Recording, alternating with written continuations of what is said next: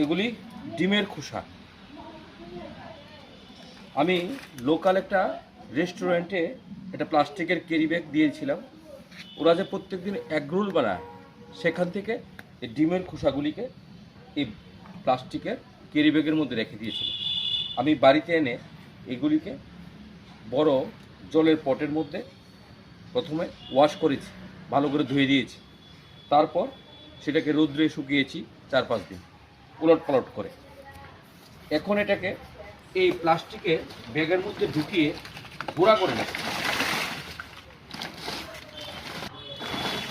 এখন আপনারা বলতে পারেন এটাকে কেন গুঁড়া করছি। আমি বলছি, ভিডিওটা দেখতে থাকুন, আমি বলছি আপনাদেরকে।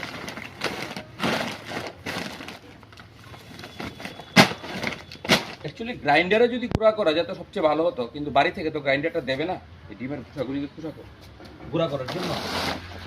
তার জন্য আমি ব্যাগের মধ্যে এগুলিকে ভারী একটা কাঠ দিয়ে চেপে চেপে গুঁড়া করে।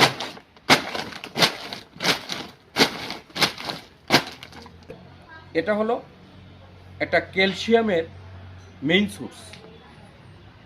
গাছে আমাদেরকে জিপসাম দিতে হয়, যেটা গাছেকে ফল ফুল আনতে খুব সাহায্য করে।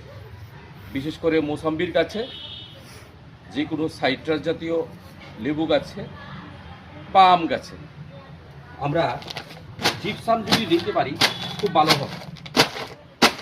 তো জিপসাম তো সবসময় হাতের কাছে পাওয়া যায় না, এবং এটা যথেষ্ট দামি জিনিসও। ফার্টিলাইজারের দোকানে পাওয়া যায় বা অনলাইন পাওয়া যায়। তা আমি সেটাকে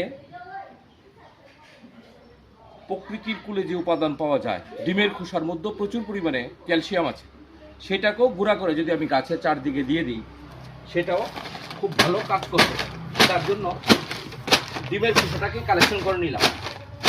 আপনারাও চাইলে এরকমভাবে ডিমের খোসাকে গুঁড়ো করে গাছের গুঁড়োর চারিদিকে দিয়ে দেবেন।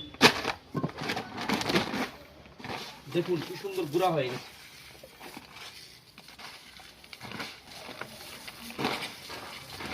যতটা পারবেন গুঁড়া করে নেবেন। দেখুন আমি এই যে ক্যালসিয়াম এর একটা ভালো উপাদান ডিমের খোসা, এভাবে গাছের চারিদিকে দিয়ে দেবেন। এখন ডরমেন্সি পিরিয়ড, আপনি গাছের গোড়াতে বেশি নাড়াচাড়া করতে পারবেন।